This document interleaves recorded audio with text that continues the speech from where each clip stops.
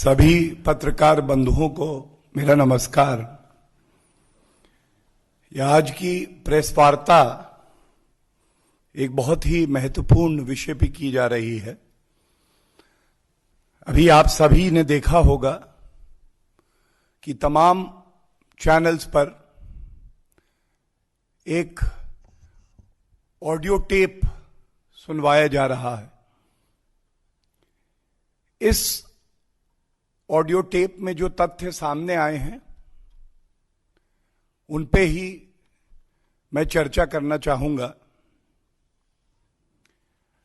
ये audio tape जो हैं एक व्यक्ति गणेश बागड़िया के हैं जो एक बड़ा खुलासा कर रहे हैं।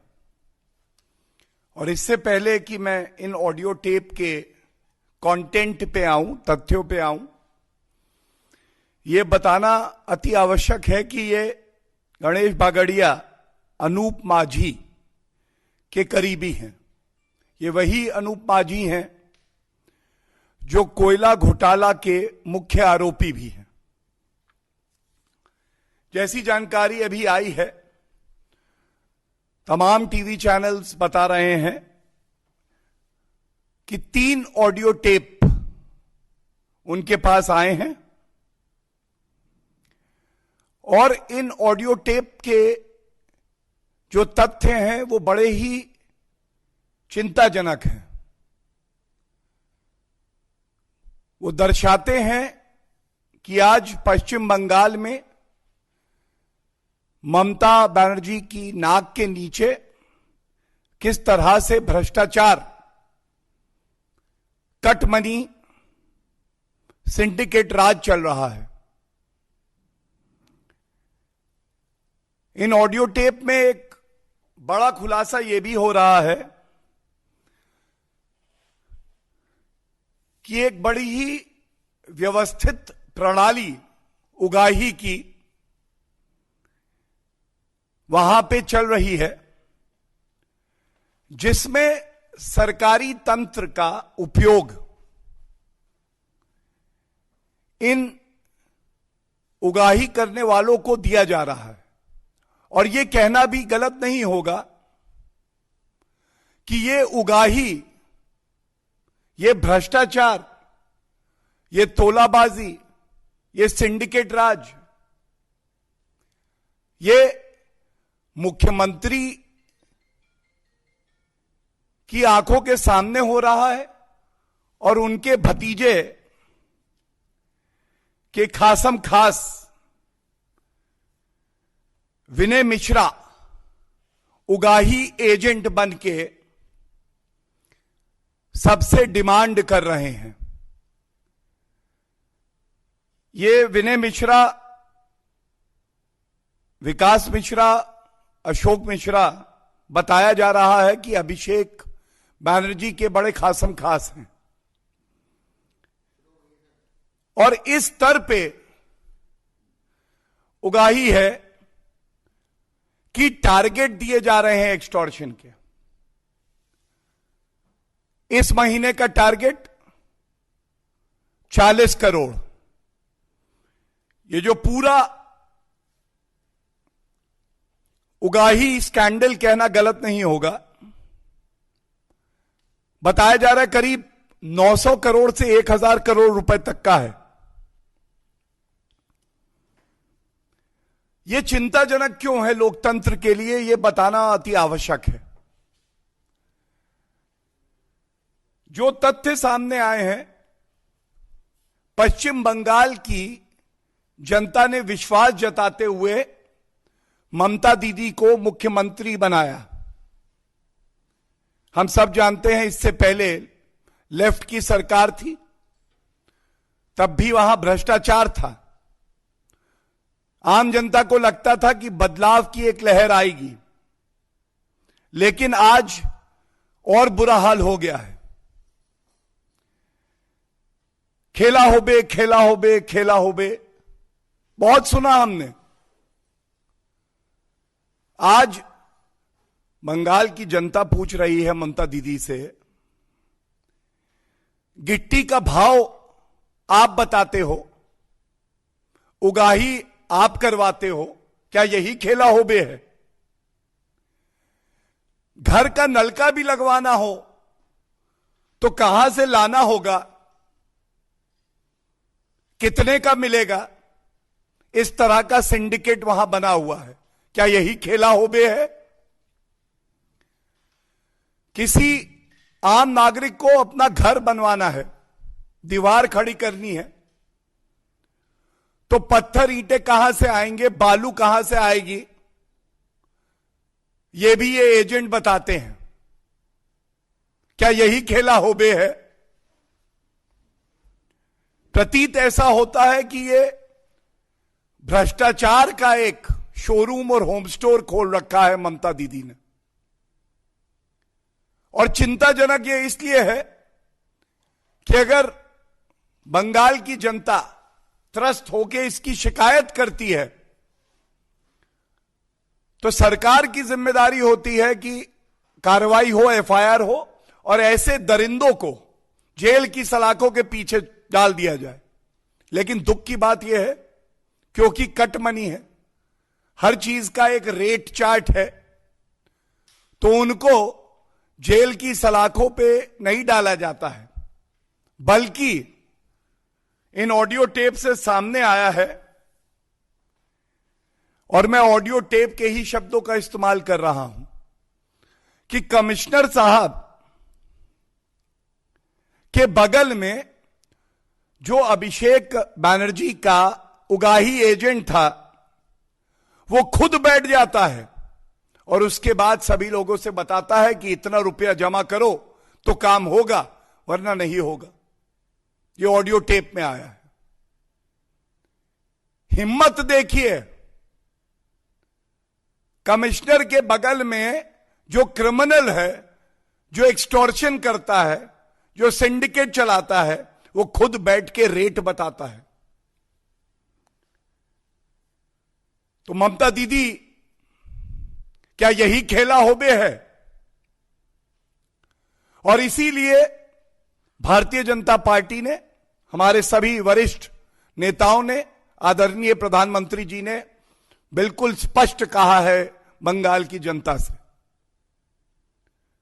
भ्रष्टाचार खत्म होगा, सिंडिकेट राज खत्म होगा, कटमनी तोलाबाजी खत्म होगी।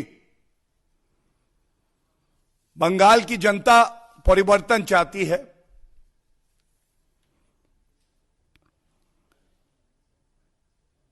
और यह कहना भी गलत नहीं होगा, हम लोग कहते हैं कि पार्टी को क्या बचाव में कहना है, लेकिन इन ऑडियो टेप के बाद जो घिनौना सच सामने आया है, हर कोई शर्मसार हुआ है और कुछ कहने के लिए बचा ही नहीं है। अगर ममता दीदी में कुछ शर्म बची है तो वो बंगाल की जनता से माफी मांगे कि जिस जनता ने आपको इतना सम्मान और प्यार दिया, सेवा करने के लिए मुख्यमंत्री पद से नवाजा, आप उसी आम जनता के खिलाफ एक्सटॉर्शन रैकेट चलवा रही थी। इन सब तथ्यों का संज्ञान लेने के बाद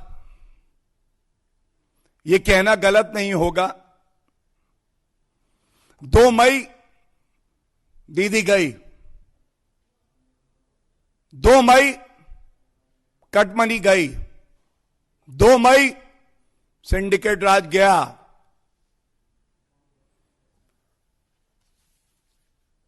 इससे ज्यादा भ्रष्टाचारी, पापी और गरीबों पे अत्याचार करने वाली सरकार शायद ही लोकतंत्र ने अभी तक देखी है। यह गंभीर मसला है और पश्चिम बंगाल की जनता ये प्रश्न पूछ रही है कि हमारी सेवा करने के बजाय ये एक्सटॉर्शन रैकेट क्यों चल रहा था।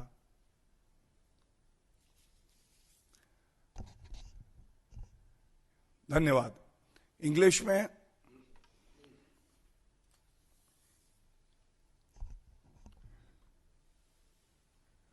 this is a press conference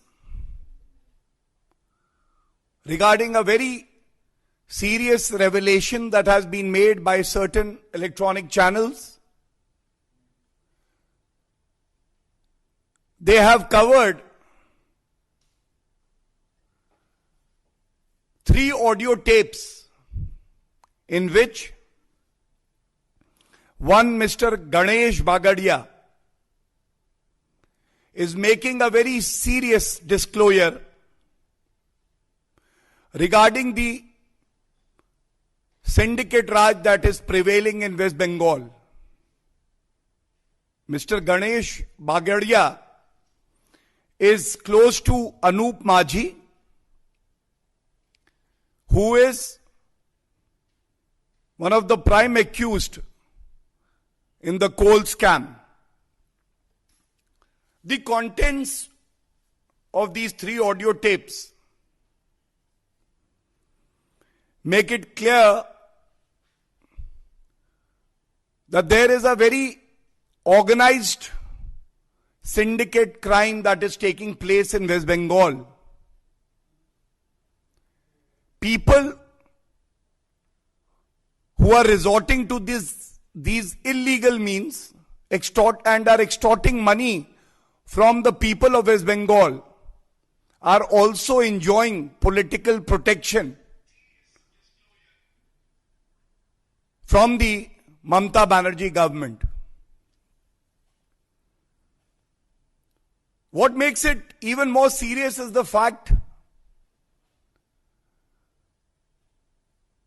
that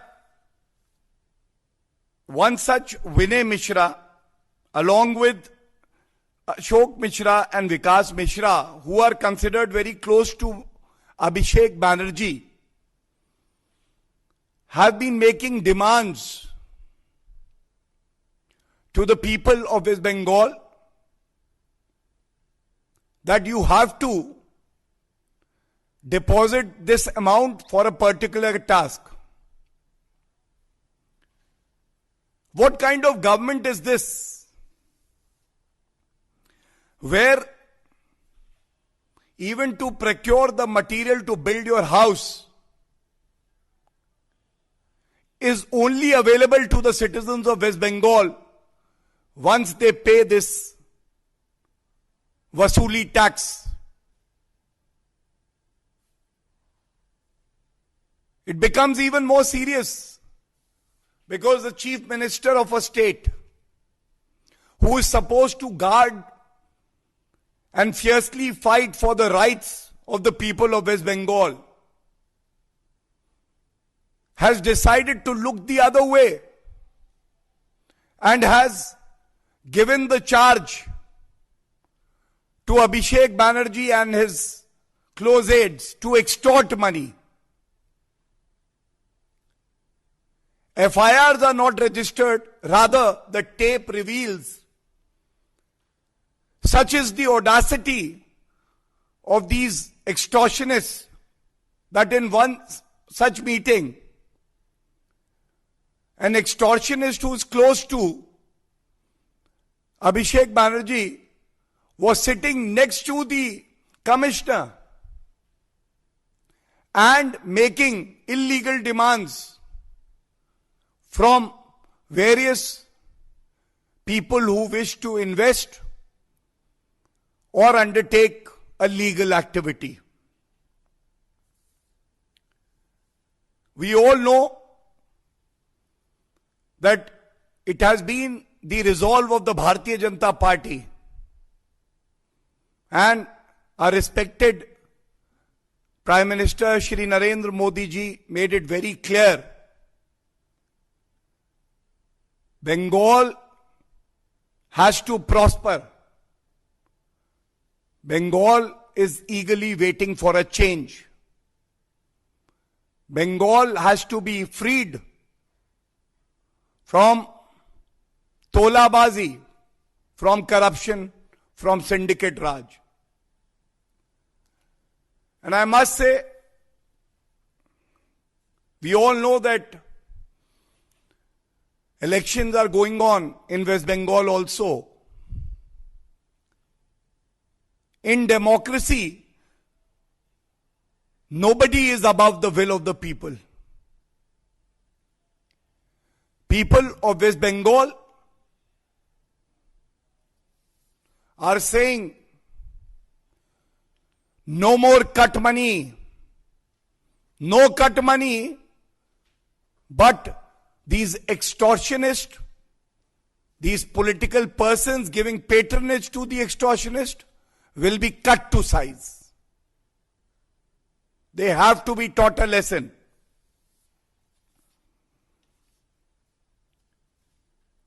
Generally, we do ask, while making allegations or bringing out facts, that the political party should respond. But in this case, what has come out is so worrisome, so ugly,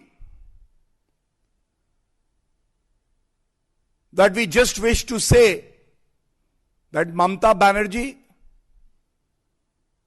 and her relatives have let down the people of West Bengal. She should apologize and seek forgiveness from the people of West Bengal for cheating them. In the end, I would only say, West Bengal deserves better. West Bengal deserves that every rupee which is meant for the people of West Bengal should be utilized for their welfare. I am very grateful to the media for truly showing why the media is called the fourth pillar of democracy and exposing this extortion racket. We are very sure that people of West Bengal will respond strongly, fiercely, to guard their own rights and to protect the state of West Bengal. And the Bharatiya Janata Party will also leave no stone unturned to fiercely raise this issue and expose these extortionists and people sitting on constitutional positions but violating the Constitution. Thank you.